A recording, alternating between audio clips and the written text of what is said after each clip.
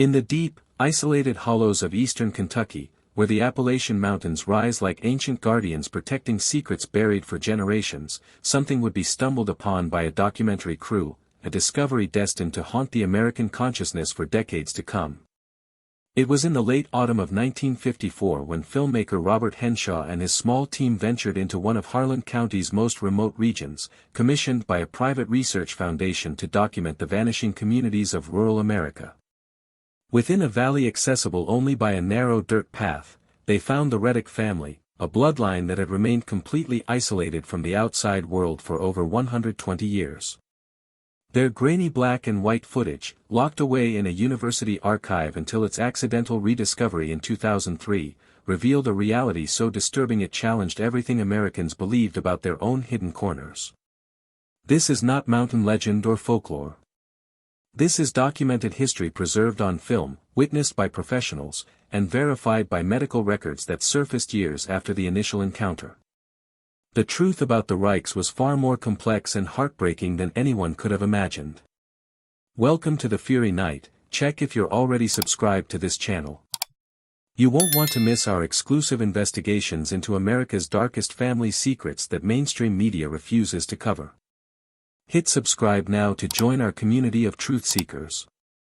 The journey began on October 17, 1954, when Henshaw's team departed from the small Kentucky town of Everts, its population barely 800 souls. Their local guide, a weathered coal miner named Chester Mullins, had mentioned in passing that deep in the mountains, past where the logging roads ended, there lived a family nobody had seen in living memory. Chester's grandfather had spoken of them, warning that the Reics kept to themselves and didn't welcome strangers. Hungry for authentic stories of American isolation, the film crew pressed Chester for more details. He reluctantly agreed to lead them, though his unease was visible even on the old footage. Increasingly hostile became the terrain as they progressed. The October air was crisp and cold, leaves turning brilliant shades of copper and gold against a gray sky. The cameraman, later identified as Donald Pierce, kept his equipment rolling even as they navigated treacherous paths where a single misstep could mean a fatal fall. The footage shows thick forests of oak and hickory, streams cutting through limestone, and eventually, after 4 hours of hiking, a clearing that seemed frozen in a previous century. As if the forest had deliberately hidden it, the Reddick homestead appeared suddenly. 3 wooden structures stood in various states of decay, built from hand-hewn logs and darkened by decades of weather. From a stone chimney, smoke rose, the only sign of current habitation. What struck the crew immediately, visible in their recorded reactions, was the profound silence. No dogs barked, no chickens scattered, no normal sounds of rural life greeted them. As they approached cautiously, calling out their presence, the door of the main cabin opened slowly. What emerged would become the most analyzed and discussed footage in the entire documentary. A woman appearing to be in her 40s, but later determined to be only 28, stepped into the pale sunlight. Her posture was bent, her movements uncertain, and her facial features displayed characteristics that immediately alarmed the medical professional traveling with the crew, Dr. Samuel Broadwick from the University of Kentucky. The woman, who identified herself as Sarah Reddick, spoke in an accent so thick and archaic that even Chester struggled to understand. Her words were a mountain dialect untouched by modern influence, preserving speech patterns from the early 19th century. Sarah was not alone. As the crew stood frozen, uncertain how to proceed, more family members emerged from the cabins. There was Elijah Reddick, identified as Sarah's husband, though the crew would later learn he was also her first cousin. His features mirrored hers in unsettling ways, the same prominent brow, the same widely spaced eyes, the same peculiar shape to the jaw. Their children followed, 4 of them, ranging from what appeared to be 5 years old to approximately 14. The children displayed varying degrees of physical abnormalities, from minor asymmetries to more pronounced developmental differences. The eldest boy, Thomas, had a severe curvature of the spine and walked with a pronounced limp. The youngest, a girl named Martha, appeared relatively typical, except for her unusually small stature and eyes that didn't quite focus properly. Dr. Broadwick, visible in the footage making notes in a leather journal, later wrote that he immediately recognized the telltale signs of repeated close family unions spanning multiple generations. To his trained eye, the genetic markers were unmistakable. Robert Henshaw, to his credit, approached the situation with unexpected sensitivity. Rather than recoiling or immediately focusing on the obvious physical differences, he engaged Sarah in conversation about their daily life, their history, their isolation. Despite her initial weariness, Sarah seemed almost relieved to finally speak with outsiders. She explained that the Reddicks had come to this valley in the 1830s, led by her great-great-grandfather, Josiah Reddick, who had fled persecution in Virginia for reasons she only vaguely understood. Josiah had brought his wife, his 3 sons, and his 2 daughters into these mountains, seeking complete separation from a world he viewed as corrupt and dangerous. The family had sustained itself through hunting, gathering, and small-scale farming in the limited cleared areas. They had no electricity, no running water, no connection to any town or trading post. Everything they needed they made or grew themselves. When asked about other people, about marriages outside the family, Sarah looked genuinely confused. Her ancestors had made a sacred vow, she explained, to keep the Reic blood pure, untainted by outsiders who might bring disease or corruption. For 5 generations, Reics had married only Reics. The mathematical reality of this practice became horrifyingly clear as Dr. Broadwick compiled a family tree based on Sarah's accounts. Starting with Josiah and his wife Rebecca, who were themselves first cousins, the pattern continued unbroken. Their children married each other. Those children's children married each other. By the time Sarah was born in 1926, the genetic pool had become so restricted that she shared more DNA with Elijah than typical siblings would. The doctor's calculations, preserved in his research papers, indicated that the current generation of Reics had a coefficient of inbreeding approaching levels typically seen only in experimental animal populations. Evident in every family member were the physical manifestations. Beyond the obvious skeletal abnormalities and unusual facial structures, the crew documented other signs. Several members had extra fingers or fused digits. Multiple individuals showed signs of developmental delays, and the overall health of the family was precarious. Sarah mentioned that many babies didn't survive their first year, that several of her siblings had died young, that her own mother had passed away at age 32 from complications the family couldn't understand or treat. The second day of filming revealed even more troubling details.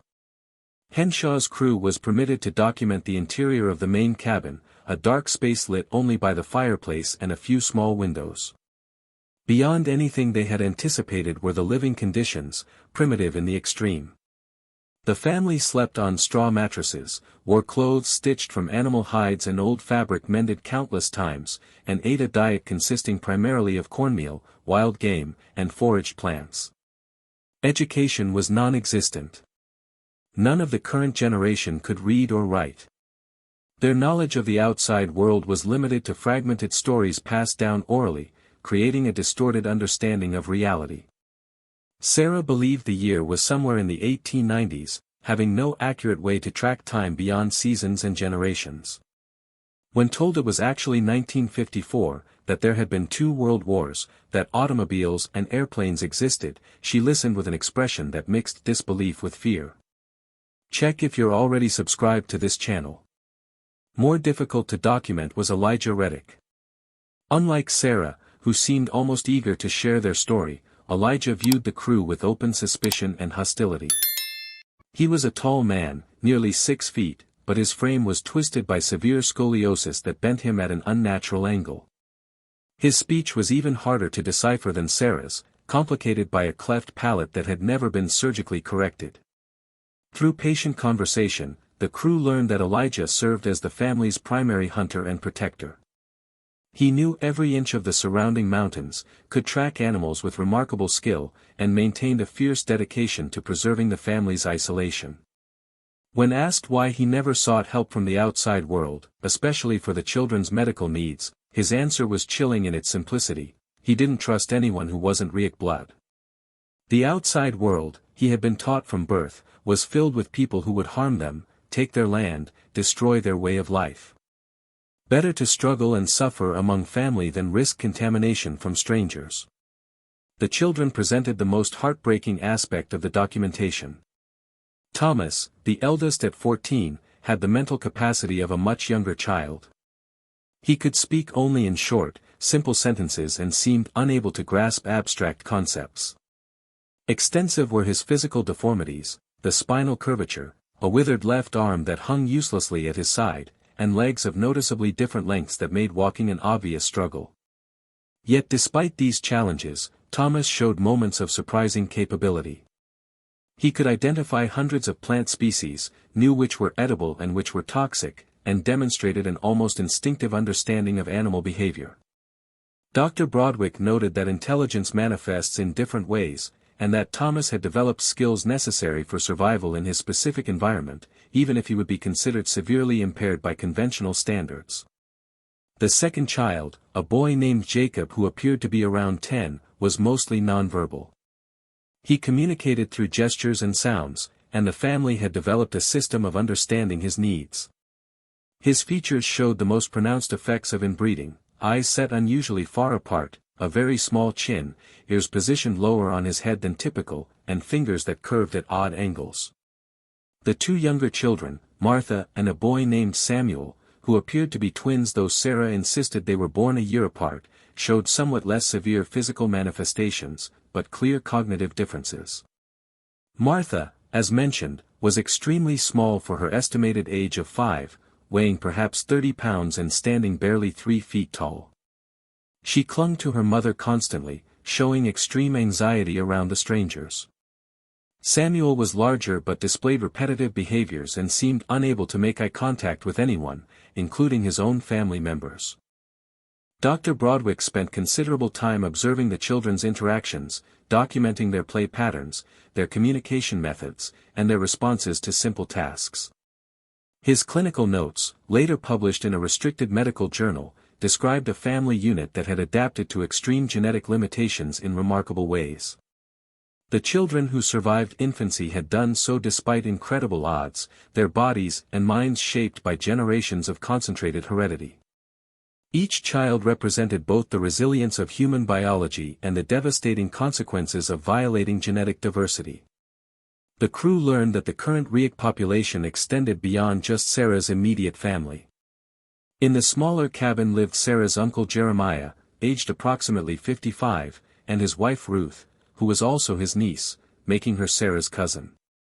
They had 3 surviving children, though Ruth mentioned she had given birth to 8 babies over the years, with 5 dying before their second birthday. Staggering was the pattern of infant mortality. Dr. Broderick estimated, based on family accounts, that less than 40% of babies born to Reddick union survived to age 5. Those who did survive often carried severe health burdens.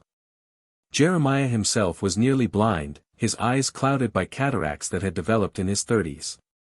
Ruth suffered from seizures that the family attributed to spiritual causes, but which the doctor recognized as likely epilepsy, another condition with genetic components amplified by inbreeding. The third structure, barely more than a shed, housed Sarah's grandfather, Nathaniel, the oldest living Reddick at approximately 78 years old, though he claimed to be unsure of his exact age. Nathaniel was bedridden, his body ravaged by what appeared to be multiple untreated conditions, including severe arthritis and possible heart disease. The footage from inside Nathaniel's dwelling remains some of the most disturbing in the entire documentary. The old man lay on a pile of furs and blankets, his body so twisted and contracted he could no longer straighten his limbs. His mind, however, remained relatively sharp, and he proved to be the family's historian. In a lengthy interview spanning several hours over 2 days, Nathaniel recounted the Reddick history as it had been passed to him. His great-grandfather Josiah, he explained, had been a religious man who believed the world outside their valley was entering its final days of corruption. Josiah had interpreted certain biblical passages to mean that the faithful must separate themselves completely, must keep their bloodlines pure and untainted, must wait in isolated righteousness for divine intervention.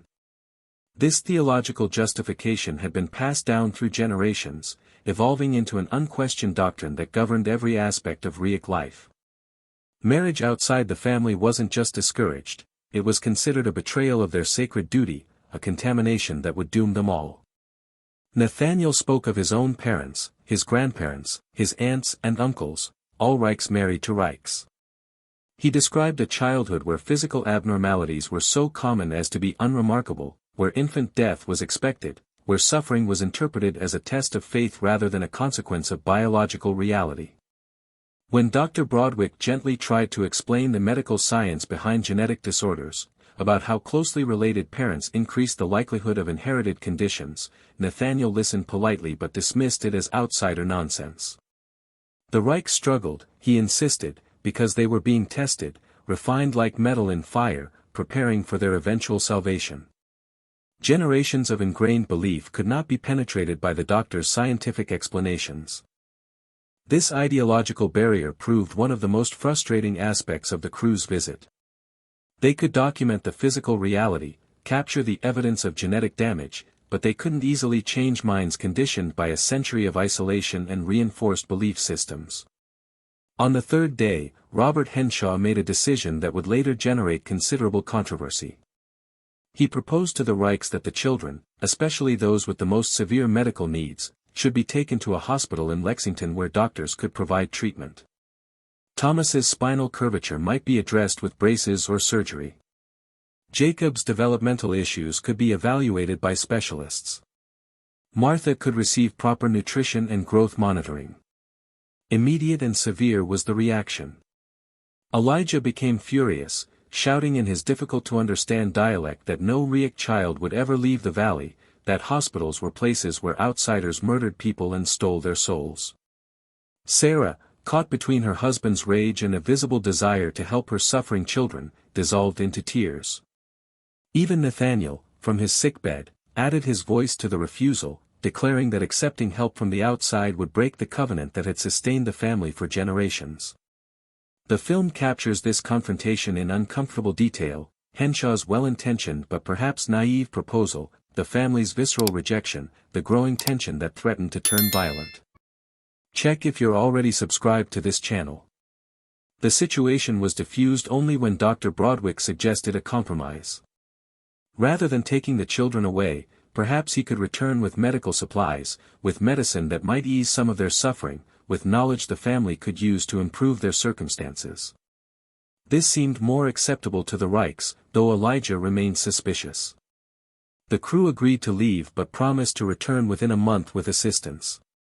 As they packed their equipment and prepared for the long hike back to civilization, Sarah pulled Robert Henshaw aside. In a moment captured on film but without audio, she spoke urgently to him, gesturing toward her children. Later interviews with Henshaw revealed what she had said. She knew something was deeply wrong, that her babies kept dying, that the surviving children suffered in ways that seemed cruel and senseless. She didn't have the vocabulary to express genetic concepts, but she understood that marrying within the family was somehow connected to the problems. She begged Henshaw to find a way to help them, even if the rest of the family resisted. The crew departed the Reddick Valley on October 20, 1954, their minds reeling from what they had witnessed. The hike back seemed shorter, though the weight of what they carried psychologically made every step heavy. Chester Mullins, their guide, remained mostly silent during the return journey, clearly disturbed by the encounter. When they finally reached Everts, the crew immediately contacted authorities, both medical and social services. Dr. Broadwick submitted a detailed report to the Kentucky Department of Health outlining the conditions he had observed and recommending immediate intervention. Social workers were mobilized. Plans were made for a larger expedition that would include medical personnel and law enforcement if necessary to ensure the family's safety. The documentary footage was processed and reviewed, providing visual evidence that corroborated every claim. Newspapers in Lexington and Louisville caught wind of the story, though initial reports were vague, referring only to an isolated family discovered in the mountains. In a moment that still haunts those who study this case, leave a comment right now with the words that Sarah whispered to her eldest son in the film, "Let them remember us." These words carried a weight no one understood until much later. The planned return expedition was scheduled for late November 1954. A team of 12 people, including Dr. Broadwick, 2 other physicians, 3 nurses, 2 social workers, a county sheriff, and Robert Henshaw with his camera, made their way back into the mountains. Chester Mullins guided them again, though he expressed serious reservations about forcing help on people who had made their wishes clear. Longer took the journey this time because they carried extensive medical supplies, food, clothing, and equipment. The November weather had turned harsh, with early snow dusting the higher elevations and temperatures dropping below freezing at night. The team pushed forward, driven by a sense of urgency and moral obligation. They reached the valley on November 23, just 2 days before Thanksgiving, anticipating a difficult but ultimately beneficial intervention. What they found instead would haunt every member of that expedition for the rest of their lives. Silent was the Reic homestead. No smoke rose from the chimneys. No one emerged to greet them or warn them away. As they approached the main cabin, the sheriff called out, identifying himself and announcing their peaceful intentions. There was no response. The door stood slightly ajar, moving gently in the cold wind. The sheriff entered first, his hand on his weapon, though he hoped desperately not to need it. Empty was the interior, not just of people, but of possessions. The family had stripped the cabin of everything portable, the furs they used for bedding, their cooking implements, their tools, even the photographs Sarah had shown the crew. The fireplace was cold, the ashes days old at least. They checked the other structures with growing concern. All empty, all abandoned. The Reics had vanished. The team spread out, searching the surrounding forest for any sign of the family's direction of travel. They found tracks, multiple sets heading deeper into the mountains toward areas even more remote and inaccessible.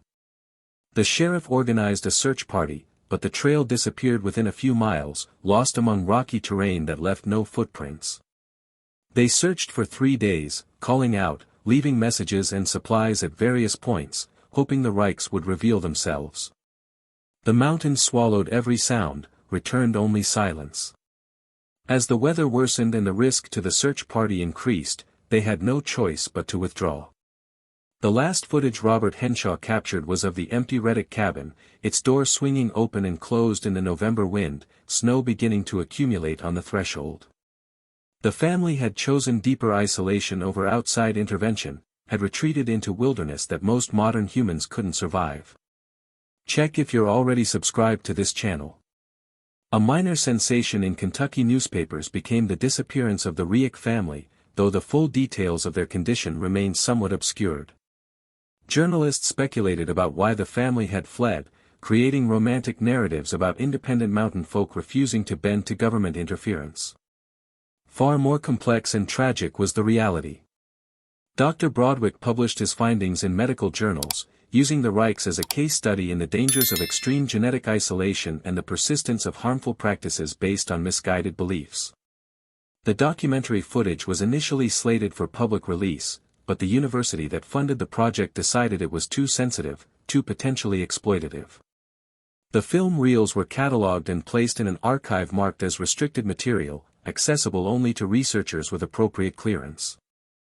For nearly 50 years, the Reddick footage remained hidden.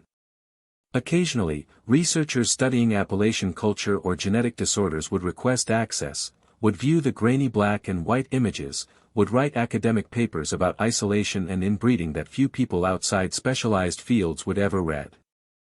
The family themselves remained lost. Despite periodic searches over the years, no trace of the Reics was ever found. Some speculated they had died in the harsh mountains that first winter.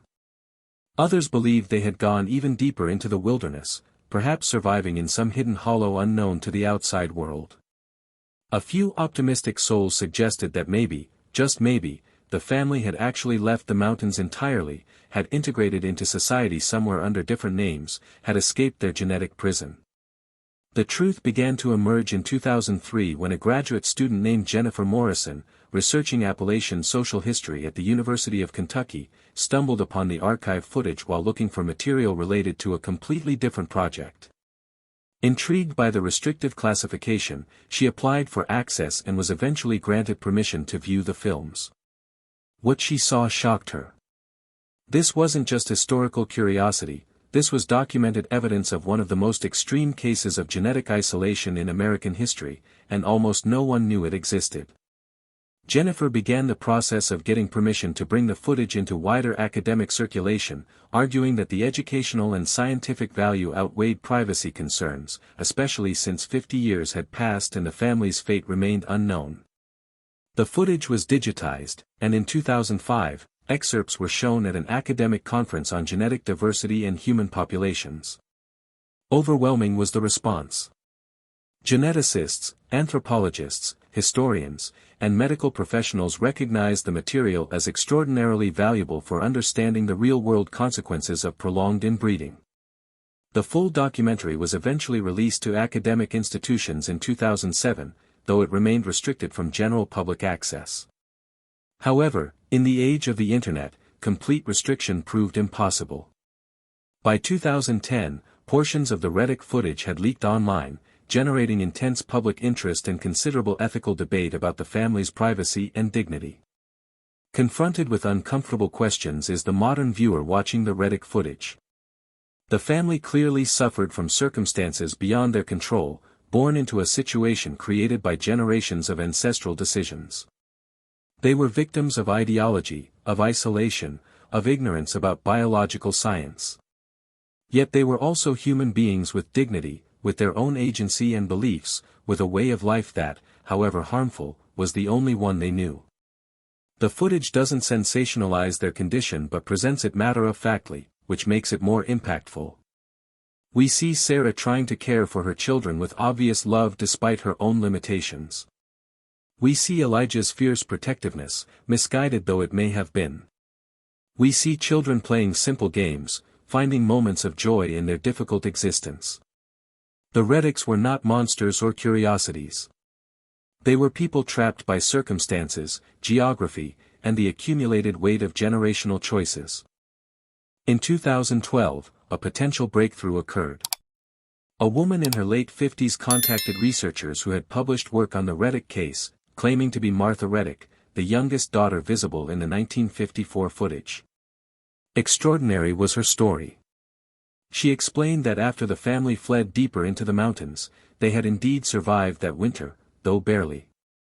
Her father, Elijah, and grandfather, Nathaniel, had both died within 2 years of the move, succumbing to the harsh conditions and their already compromised health.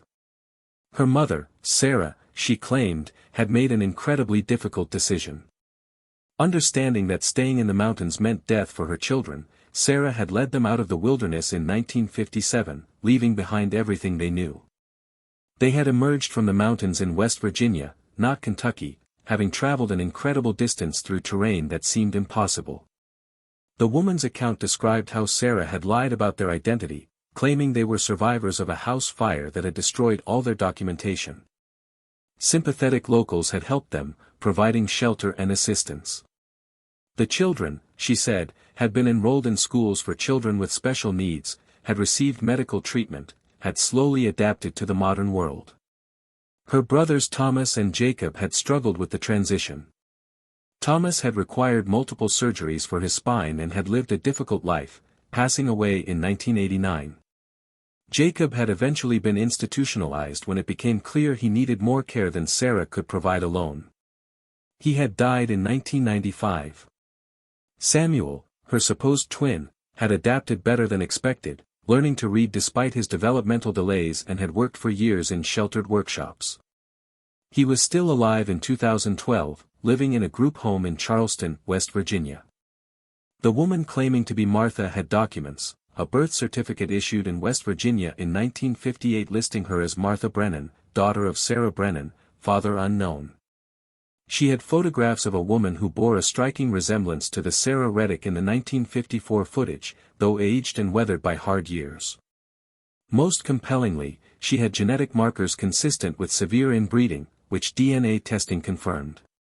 Challenging had been her own health throughout her life, growth hormone deficiency, vision problems, joint issues, and difficulty bearing children.